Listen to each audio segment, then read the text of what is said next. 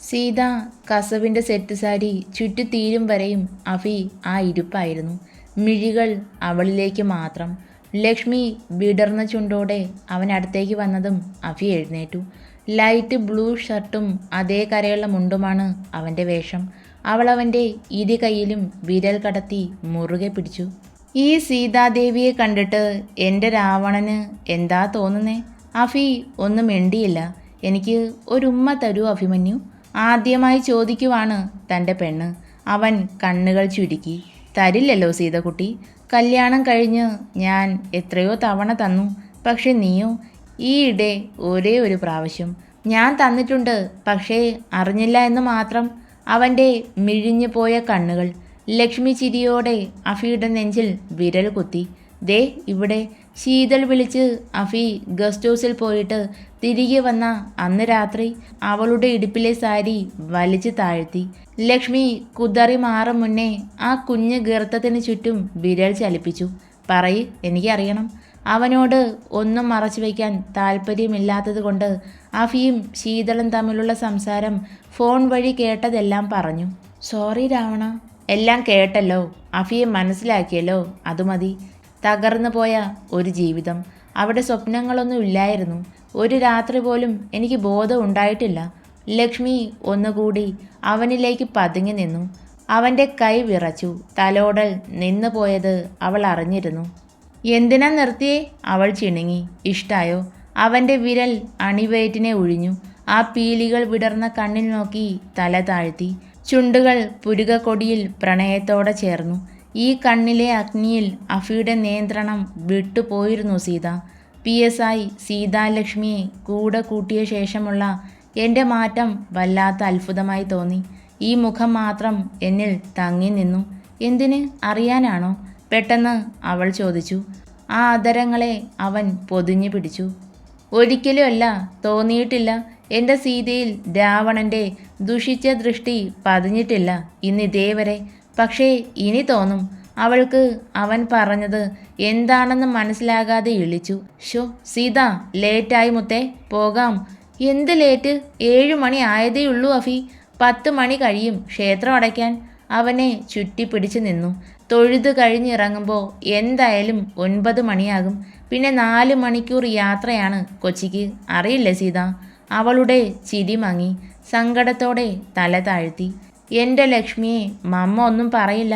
പക്ഷേ അവൾ വെപ്രാളത്തിൽ തല ഉയർത്തി. പഴയതുപോലെ എന്നെ ഒറ്റപ്പെടുത്തല്ലേ സീത. നിനക്ക് വേണ്ടി എന്തും ത്യജിക്കാൻ ഞാൻ തയ്യാറാകുന്നു.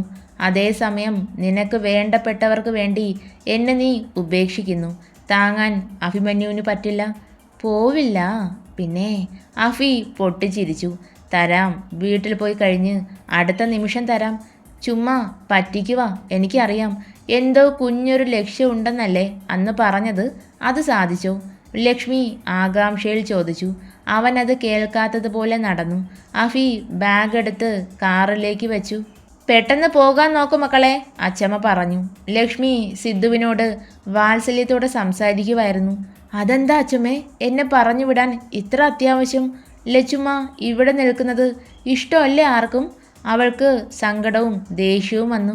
മാധവൻ അമ്മയെ തല ചരിച്ചു നോക്കി ചിരിച്ചുപോയി. 9 മണിക്കാണ് മുഹൂർത്തം. അവരിറങ്ങിയിട്ട് വേണം എല്ലാവർക്കും ഒരുങ്ങാൻ. ആ ഉദ്ദേശത്തിലാണ് അച്ചമ്മ അങ്ങനെ പറഞ്ഞതെന്ന് ലക്ഷ്മി ഒഴിച്ച് എല്ലാവർക്കും അറിയാം. അവർ പോയതും എല്ലാവരും ഡ്രസ്സ് മാറി. മുറ്റത്ത് ഒരു കാറിൻ്റെ ഹോൺ മുഴങ്ങി. കീർത്തിയാണ് ആദ്യം ഇറങ്ങിയത്. വാ മോളെ, ആദ്യമായി വീട്ടിൽ വരികയല്ലേ? മാധവൻ സ്നേഹത്തോടെ പറഞ്ഞു. സിദ്ധുവും അച്ചമ്മയുമുണ്ട്. ഡ്രൈവിംഗ് സീറ്റിൽ നിന്ന് ഇറങ്ങുന്ന ആളെ കണ്ടതും എല്ലാവരും വായ പൊളിച്ചു. ആദി പുഞ്ചിരിച്ചു. ഇതെങ്ങനെ? ചേട്ടനിപ്പോൾ സീതേച്ചിക്കൊപ്പം പോയതല്ലേ? സിദ്ധുവാണ് പറഞ്ഞത്. കീർത്തി അവൻ്റെ തോളിലൂടെ കൈയിട്ടു. ദേ ചെക്ക, സർജറി കഴിഞ്ഞതല്ലേ ഉള്ളൂ. നീ ഒരുങ്ങിക്കെട്ടി എങ്ങോട്ടാ? എൻ്റെ ചേച്ചിയുടെ കല്യാണമല്ലേ? എന്നാലും അവൻ്റെ നോട്ടം ആദിക്ക് മേലെയാണ്. ഞാൻ അഥർവ്, അഫിക്ക് ജ്യേഷ്ഠനാണ്. എൻ്റെ സിദ്ധൂട്ടാ, അവർ പരട്ടകളാ. നിന്നോട് നിൻ്റെ അളിയൻ ഇതൊന്നും പറഞ്ഞു തന്നില്ലേ? കീർത്തി ചോദിച്ചു. ഇല്ല ചേച്ചി. കുറച്ചു നേരം അവർ സംസാരിച്ചിരുന്നു.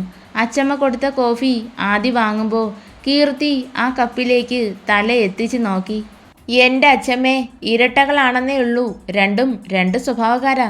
അഫിക്ക് കോഫിയാണേൽ ഇവിടെ കട്ടനായാലും കുടിക്കും. അവന് സാൻഡ്വിച്ച് ആണേൽ എൻ്റെ ആദുവിന് ഇന്നലത്തെ ചോറിൽ വെള്ളം ഒഴിച്ച് നല്ല കട്ട തൈരും മുളകും ഉള്ളിയും മതി അല്ലേ? അഫിയിൽ ഗൗരവം തങ്ങി നിൽക്കുന്ന മുഖം, ആദിയിൽ നിറഞ്ഞ ചിരിയും. കൗതുകത്തോടെ സിദ്ധു അവനെ തന്നെ നോക്കി നിന്നു. കല്യാണം കൂടിക്കഴിഞ്ഞ് നല്ല റെസ്റ്റ് എടുക്കണം സിദ്ധൂട്ടാ, ആദിയാണ് പറഞ്ഞത്. അവൻ തലകുലുക്കി സമ്മതിച്ചു. കാറിൽ നിന്ന് ഇറങ്ങിയ പാടെ ക്ഷേത്രത്തിന് ചേർന്നുള്ള കടയ്ക്കടുത്തേക്ക് നടന്നു. അഫിയും ലക്ഷ്മിക്കൊപ്പം ചെന്നു. നിറയെ റോസിൽ തീർത്ത ഹാരവും ചന്ദനത്തിരിയും മറ്റും വാങ്ങി. കാശ് കൊടുക്കഫി. അവൻ പേഴ്സെടുത്തു. കാശ് കൊടുക്കും മുന്നേ കുറച്ച് മുല്ലപ്പൂമാലയ്ക്ക് കൂടി പറഞ്ഞു. എന്തിനാ? ഞാൻ ഹാരം വാങ്ങിയതാ. ഇത് ക്ഷേത്രത്തിലെ ദേവിക്കല്ല, എൻ്റെ ദേവിക്കാ. തിരിഞ്ഞു നിൽക്ക്. കടക്കാരൻ ചിരിക്കുന്നു. ലക്ഷ്മിക്ക് ഒരു ജാള്യത പോലെ. അവൻ അവളെ തിരിച്ചു നിർത്തി. അരയോളം വരുന്ന ഇടതൂർന്ന മുടിയാണ്. ഹെയർ പിൻ ഇളക്കി പൂ ചൂടി. രണ്ടുപേരും ഒരുമിച്ച് വലം വെച്ച് തൊഴുതു. ഈ ക്ഷേത്രമുറ്റത്ത് വന്ന് ഒരുപാട് കരഞ്ഞിട്ടുണ്ട്. പക്ഷെ ഇന്ന് കണ്ണുനീരില്ല. മാധവൻ വന്നില്ലേ കുട്ടിയെ? വർഷങ്ങളായി കണ്ട് പരിചയമുള്ളത് കൊണ്ടാവും പൂജാരി ചോദിച്ചു. ഇല്ല, ലക്ഷ്മി പറഞ്ഞു. ഞാൻ ഇവിടെ ഉണ്ട് തിരുമേനി. അവൾ തിരിഞ്ഞു. അച്ഛനും അച്ഛമ്മയും സിദ്ധുവും പിന്നെ കീർത്തിയും ആദിയേട്ടനും. എല്ലാവർക്കും പിന്നിൽ വർമ്മസാറും കരുണമാമയും. അവൾക്ക് എന്തോ ഒരു സംശയം. അഫി. അവൻ്റെ കണ്ണുകൾ തിരുമേനിയുടെ കയ്യിലിരിക്കുന്ന താലത്തിലേക്ക് നീണ്ടു. ലക്ഷ്മിയുടെ ഉള്ളിൽ കുളിര് കോരി. കണ്ണുകൾ നിറഞ്ഞു. വർമ്മ താലിയെടുത്ത് അഫിക്ക് മുന്നിലേക്ക് നീട്ടി. കഴുത്തിലേക്ക് ചേർത്ത് വയ്ക്കുമ്പോൾ അവൻ്റെ മുഖത്തും ശ്രീകോവിലിനകത്തിരിക്കുന്ന ആ ഭദ്രാദേവിയെയും മാറി മാറി നോക്കി. ആഗ്രഹിച്ചതല്ലേ ഈ ഒരു നിമിഷം? നിത്യയുടെ കല്യാണം നടക്കുമ്പോൾ എൻ്റെ സീതയുടെ കണ്ണുകൾ നിറഞ്ഞതെന്തിന് എന്നെനിക്ക് മനസ്സിലായില്ല. പക്ഷേ ഒരുപാട് ചിന്തിച്ചപ്പോൾ കാര്യം ഇതാവും എന്ന് തോന്നി. രാവണന് തെറ്റിയില്ലല്ലോ. ലക്ഷ്മി അവനെ കെട്ടിപ്പിടിച്ചു നിന്നു. ഹാ, മതി മതി.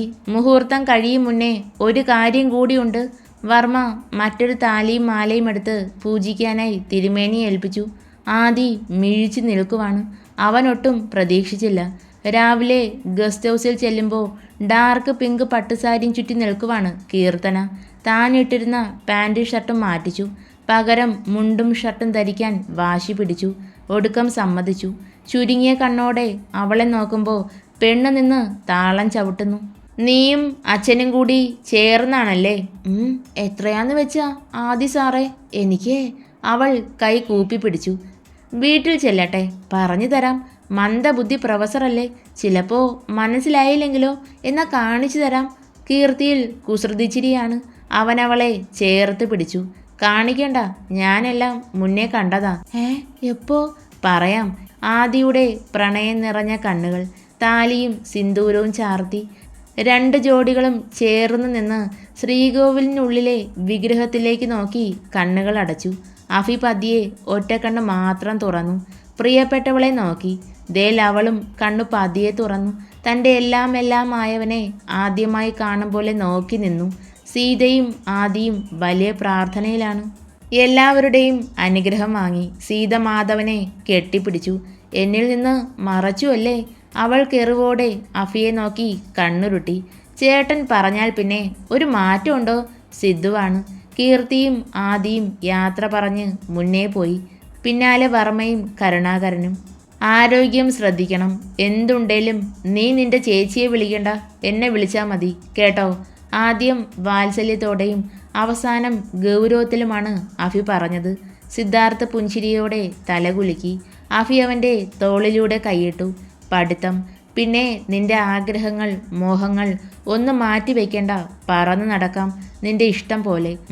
സിദ്ധു നിറഞ്ഞ കണ്ണോടെ അവനെ മുറുകെ കെട്ടിപ്പിടിച്ചു. കരയരുത്, ആമ്പിളേര് കരഞ്ഞാൽ മോശം അടച്ചേക്കാം.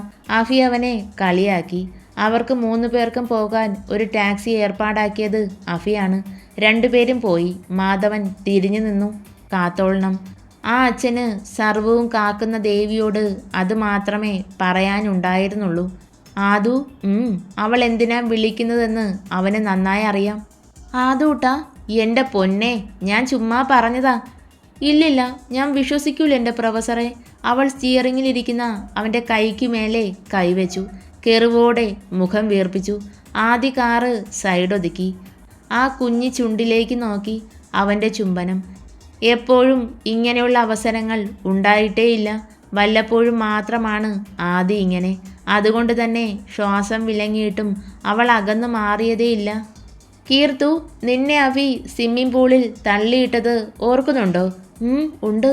അന്ന് ഞാൻ 4ാം ക്ലാസ്സിൽ പഠിക്കുവാ. നിങ്ങൾ 7th മറ്റോ ആണ്. അന്ന് അവൻ പേടിച്ചോടി. അച്ഛൻ അടിക്കുമോ എന്ന് കരുതി റൂമിൽ കയറി ഒളിച്ചു. നിന്നെ വെള്ളത്തിൽ നിന്ന് എടുത്തത് ഞാനാ. അവൻ മീശയിൽ കൈവച്ച് തഴുകി. അവളെ അടിമുടി നോക്കി. അയ്യേ, ഞാൻ അച്ഛനോട് പറഞ്ഞു കൊടുക്കും. പിന്നെ കീർത്തു, ഡ്രസ്സ് മാറ്റി തന്നതുകൂടി പറയണേ. അവൾ ചമ്മലോടെ തല താഴ്ത്തി പിടിച്ചു. ആദ്യം അവളെ വാരിയെടുത്ത് നെഞ്ചിലേക്ക് ചേർത്തിരുത്തി. അന്ന് ഒന്നും അറിയില്ലായിരുന്നു. ഈ കുഞ്ഞിപ്പെണ്ണിൻ്റെ വിറയൽ മാറ്റണം. പിന്നെ അച്ഛൻ അറിഞ്ഞാൽ അവനെ അടിക്കുമോ എന്നൊക്കെ ഒരു ഭയം വന്നപ്പോൾ റൂം അടച്ച് നിന്നെ ഇങ്ങനെ കെട്ടിപ്പിടിച്ച് കിടന്നു. അവൾ പുഞ്ചിരിച്ചു. അന്നും എൻ്റെ കീർത്തു ഇങ്ങനെ ആയിരുന്നു. എന്നെ നോക്കി ആദൂട്ടാന്ന് വിളിച്ചു. പിന്നെ എൻ്റെ നെഞ്ചിൽ മുഖമിട്ട് ഉരസി, കുറുമ്പി പശുവിനെ പോലെ. അവൾ കണ്ണുകൾ മുറുകെ അടച്ചു. കവിൾത്തടം ചുവന്ന് തുടുക്കുന്നു നാണത്തോടെ. ലക്ഷ്മി ഇടയ്ക്കിടെ താലിയും മാലയും ഉയർത്തിപ്പിടിച്ച് നോക്കുന്നുണ്ട്. എന്താടി? മാല മാത്രമേ മാറ്റിയുള്ളൂ, താലി അത് തന്നെയാ. അവൻ ഡാഷ്ബോർഡിൽ നിന്നും ആ കുഞ്ഞു മാല എടുത്ത് അവൾക്ക് നേരെ നീട്ടി. ലക്ഷ്മി അത് പെട്ടെന്ന് തന്നെ വാങ്ങി നെഞ്ചിലേക്ക് അമർത്തി പിടിച്ചു. അച്ചമ്മ പറയുമ്പോഴാ ഈ മാലയ്ക്ക് പിന്നിലെ കഥ ഞാൻ അറിയുന്നത്. പിന്നെ അത് വിൽക്കാൻ തോന്നിയില്ല. അമ്മയുടെ സാമീപ്യം വലുതായപ്പോൾ അച്ഛൻ കഴുത്തിൽ ഇട്ട് തന്നതാ. പിന്നീട് അങ്ങോട്ട് എൻ്റെ ഒപ്പം ഈ മാലയുണ്ട്. അത്യാവശ്യം വന്നപ്പോൾ ഒരു പ്രാവശ്യം പണയം വെച്ചു, കൊച്ചിയിൽ വെച്ച്. അന്ന് രാത്രി ഞാൻ ഉറങ്ങിയിട്ടില്ല. പിറ്റേന്ന് നിത്യ പോയി എടുത്തിട്ട് വന്നു. അഫിക്ക് വല്ലാത്ത സങ്കടമാണ് തോന്നിയത്. തോളിലേക്ക് ചാഞ്ഞു കിടന്നവളുടെ നെറുകയിൽ അമർത്തി ചുംബിച്ചു. സന്തോഷമായോ? താലി കെട്ടി തന്നു. നിന്റെ ആഗ്രഹം പോലെ സിന്ദൂരവും തൊട്ട് തന്നു. ഇതുപോരെ എൻ്റെ സീതക്കുട്ടിക്ക്? തീർന്നില്ലല്ലോ രാവണ. ഓ, എന്നാ ഇപ്പോൾ അതും കൂടി തരട്ടെ. തമാശയാണോ? വേണ്ടാട്ടോ. അന്ന് ഞാൻ പറഞ്ഞിരുന്നു ഒരിക്കലും ഈ ചെകുത്താനെ സീതാലക്ഷ്മി മോഹിക്കില്ല എന്ന്. പക്ഷെ ഇന്ന് അത് തിരുത്തി പറയുക. അഭിമന്യു തരുന്ന ആ നിമിഷങ്ങൾ എനിക്ക് ഏറ്റവും വിലപ്പെട്ടതും എന്നാൽ മറക്കാനാകാത്ത ഓർമ്മകളുമാകും. തോളിൽ ചാഞ്ഞു കിടന്നുറങ്ങുന്നവളെ കാണുമ്പോൾ അവൻ്റെ ഉള്ളിൽ ഒരു തുടുപ്പ് ഉയർന്നു. അവൾ മോഹിക്കുന്നത് ആ ഒരാളെയാണ്. തന്നിൽ നിന്നും അടർന്നു പോകാതിരിക്കാനുള്ള ഏക പിടിവള്ളി. ബർമയുടെ കാറാണ് ആദ്യം വന്നത്. പിന്നാലെ അഫിയുടെയും ആദിയുടെയും. കാറുകൾ വീട്ടിന് മുന്നിൽ നിർത്തുന്ന ശബ്ദം കേട്ടതും ഇന്ദുജയും നിധിയും കത്തിച്ചു വെച്ച പന്തം പോലെ ജ്വലിച്ചുകൊണ്ട് സിറ്റൗട്ടിലേക്ക് ഇറങ്ങി നിന്നു. ആൻറ്റി, വിട്ടുകൊടുക്കരുത്. അവൾ ഈ വീട്ടിലേക്ക് കയറിയാൽ തോറ്റുപോകുന്നത് എൻ്റെ ആൻറ്റിയാ. അവനും കൂടെ പോകും എന്ന് പറഞ്ഞാൽ പോലും തീരുമാനം മാറ്റരുത്. നിധി രഹസ്യം പോലെ പറഞ്ഞു. ഇന്ദുജ സമ്മതം മൂളി. ഇനി മുതൽ ആദി മാത്രം മതി ഈ വീട്ടിൽ. അവനെ എങ്ങനെയും പൂട്ടണം അവൾ മനസ്സിൽ ഉറപ്പിച്ചു. അഫിയും ലക്ഷ്മിയും ഇറങ്ങി. പിന്നാലെ ആദിയും. ഗോൾഡൻ കരയുള്ള കസവുമുണ്ടും മെറൂൺ കളർ ഷർട്ടുമിട്ട് നിൽക്കുന്നവനെ കണ്ടതും നിധിയുടെ കണ്ണുകൾ വശ്യമായി തിളങ്ങി.